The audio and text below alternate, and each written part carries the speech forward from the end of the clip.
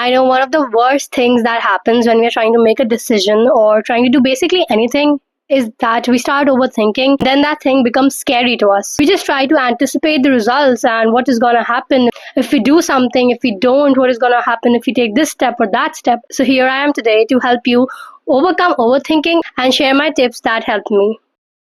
Assalamualaikum everybody, welcome back to my channel. If you're new here, hi, my name is Nida and I help people get into their self-love, self-development journey through sharing my writings, my experiences and everything in between. So let's get started. I have mentioned this before, but I used to be a chronic overthinker. Like, I used to literally overthink every decision, every step that I had to take. And sometimes it was because of fear, sometimes it was just out of habit. It ruined a lot of things for me because instead of trying to enjoy the thrill of doing something new, I started to overthink ways how that can go wrong. And I know a lot of people deal with it. The first thing that you can do to overcome overthinking is when you are trying to make a decision, instead of giving yourself a deadline to complete that task or that decision, give yourself a decision timer. Now, the thing is that thinking is not the problem. Thinking indefinitely is the problem. That's when we start to imagine all the worst case scenarios. That's when we start to sabotage our own growth and doubt our own potential. But to overcome this, you can try giving yourself a decision timer. What is the difference between a deadline and a decision timer? Usually with the deadline, we are like, I need to finish this stuff on this date till this time, no matter what happens. But a decision timer forces you to make decision that is important in a particular time. So if you are trying to complete a task or you're trying to reach a decision about something, give yourself 10 minutes, 20 minutes, whatever you're comfortable with. Tell yourself that I am going to just lay down all the options that I have. And in those 5 or 10 minutes, I have to choose one thing. The deadline till when I'm going to complete the task can be looked on later. But right now, I just have to make the decision. I really love this step because it is so practical and so logical. You just tell yourself that, no, we have to make a decision. The decision is important, not ending or reaching that task itself. This forces your brain to stop overthinking and to basically start analyzing the options that you have and what will be the better one for you right now. This method really helps you to stop overthinking, like stop over analyzing every scenario and just make the decision at hand, which is the most important thing right now. The second one is you need to shift your mindset from finding the right answer to making the right answer. Now, as a perfectionist, I used to wait for every perfect time. I used to be like, this thing has to be perfect until I do it. Like, this thing literally has to be perfect. The time has to be perfect.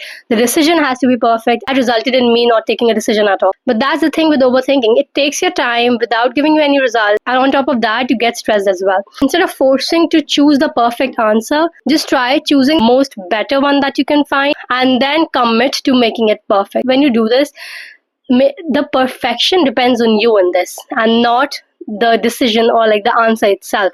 So if you choose something that is not perfect but it is okay, it depends on you to make it perfect along the way. And I think this is really nice to help you realize your potential and your growth, to basically make yourself realize that even if I'm not given something good or perfect, I still have the capability to make it perfect. The third one is to ask yourself, what advice would I give to my best friend in this scenario, in this situation?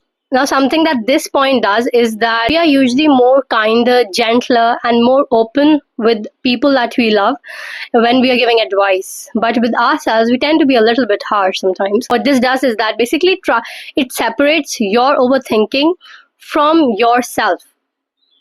I hope that makes sense. But it is basically like telling any other person, advising any other person what they should do according to you in this particular scenario. So basically trying to separate yourself from your brain, basically trying to treat your brain as someone else, like some other person, and then asking, what advice would I give to my best friend? What advice would I give somebody else in this scenario that will be best for them? I think this is really nice when you're trying to make a quick decision, when you're trying to avoid overthinking literally every scenario. Fourth thing is to clearly define what the worst case scenario is and come up with a solution. When we overthink, we constantly think about this one thing and all the ways it can go wrong. Once your brain starts doing that, sit and think for yourself that what is the worst case scenario, and then literally logically grab a pen and paper if you have to, write down the solutions that you can take or the steps that you can take in order to overcome that thing. What this does is that it prepares yourself and it prepares your brain to basically know that, okay, even if the worst case scenario happens, we still know how to cope with it. We still have solutions, so we don't have to overthink it that much. I tried when I'm having obsessive thoughts about something, I write down the problem the argument and the solutions. So what I do is, if I'm having thoughts about one or two things, I write down what that problem is according to me, the argument that okay, if that thing is happening, you can still try this, and then the solution. Do this thing, stop over analyzing this particular decision. Helps in giving your brain an outline that if you're having like a chaotic day, you can still be productive and still do things that you want to do. Last and my most favorite is schedule your overthinking. I've mentioned this before, right? Just schedule it. Tell yourself that I'm going to overthink from this time to this time, and then do it. And then after that, if you get the thoughts again, tell yourself that no, we have to overthink at this particular time. This is not the time. When you schedule your overthinking, your brain is like, you have already done the overthinking, so now we have to move on to the next task. And even if it does pop up in between your day, tell yourself that we'll be thinking at this particular time. Now is not the time. Literally tell yourself that now is not the time for this.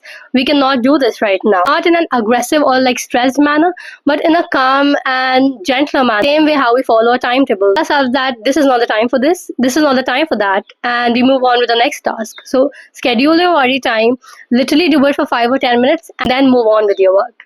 So that is it for today's video. I hope that you enjoyed it. I hope that you find it helpful. If there's any other thing you want me to talk about, let me know in the comments. Till then, stay safe.